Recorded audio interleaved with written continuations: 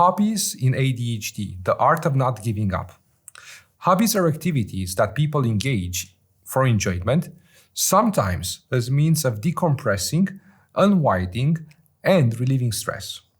Hobbies are generally synonymous with pleasure, and this can take place through the release of dopamine, the happy hormone. The positive experience makes us want more of these events, and the cycle repeats, sending us on the journey of chasing to have more of it. Very often, people can maintain and enjoy similar hobbies for years. However, this can be different for people with ADHD. Having a hobby can be crucial for someone suffering of ADHD in managing their symptoms. It can give you a positive way to release all the extra energy and curiosity, and sometimes can be used as a form of avoiding important tasks in your life. When having an ADHD diagnosis, maintaining a passion for hobbies is a different matter. People suffering from ADHD have a propensity to lose interest easily and have a difficult time maintaining focus for a lengthy period. The majority of time they give up their hobbies in favor of something else, be it sports, fantasy books, musical instruments, photography, or video games. The list could go on and on forever, and the result would probably stay the same. In most situations, people suffering from ADHD are bursting with creativity, enthusiasm, and excitement. Once they locate a source of stimulation, they become hyper-aware of it. Hobbies can be frequent turn into obsessions in less than a week for adults suffering with ADHD. Can even take over their life. The typical journey in finding and giving up a hobby is the following. Stage 1 is the curiosity, the first step of hobby development, when a person is aroused by receiving and processing an initial concept of doing something new, something exciting. This is when it all happens. All of the knowledge regarding that particular interest is acquired at this moment. Endless hours of research online.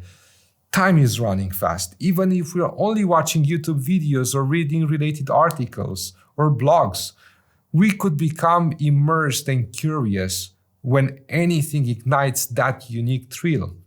This curiosity will push us to move forward and try to pursue the idea with a tiny dose of impulsivity, paired with some hyperactivity.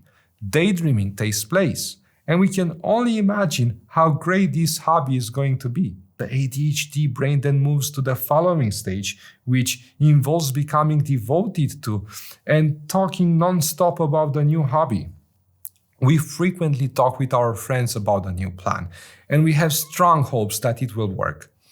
It's an indication that your task will be enjoyable and satisfying when you're driven and thrilled to do something more. Hyperfocus occurs at this point.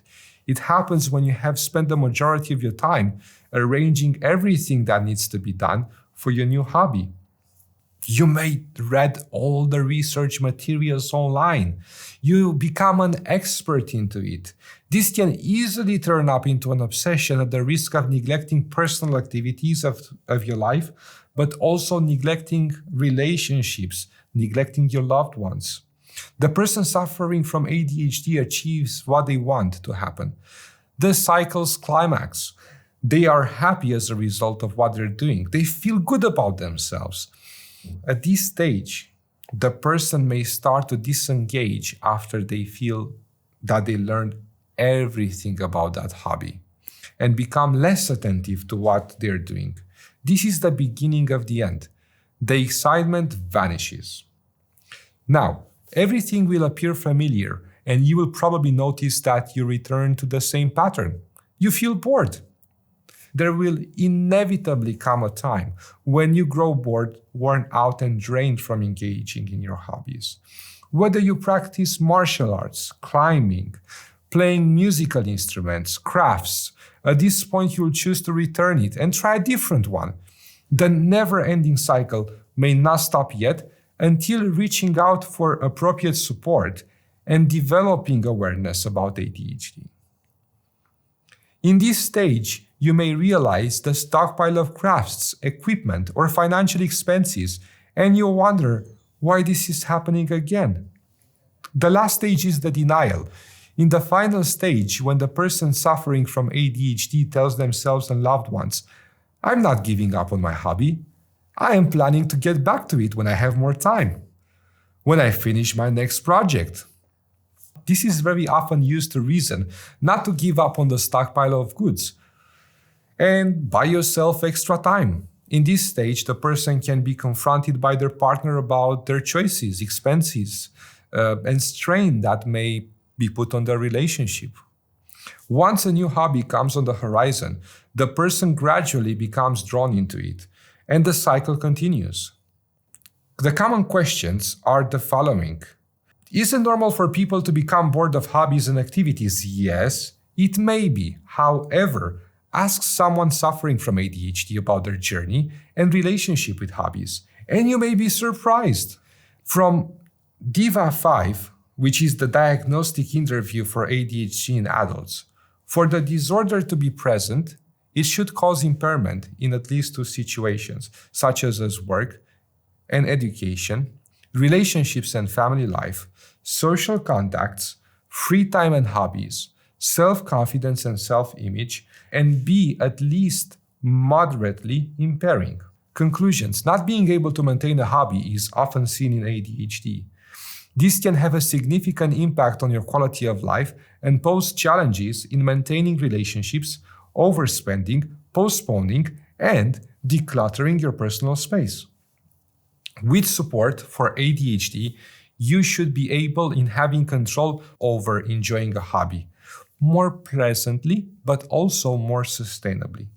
According to research, 4.4% of adults in the United States have ADHD, but some experts think the actual incidence may be significantly higher. Many adults today may have lived with ADHD their entire life due to misconceptions and myths regarding the condition. The ADHD symptoms in women can be different. The hyperactive symptoms can be less. The inattentive symptoms can be mistaken for anxiety or having a shy personality. Becoming tired quickly of hobbies, it is recognized by one of the most used ADHD diagnostic structured interviews, such as the DIVA-5.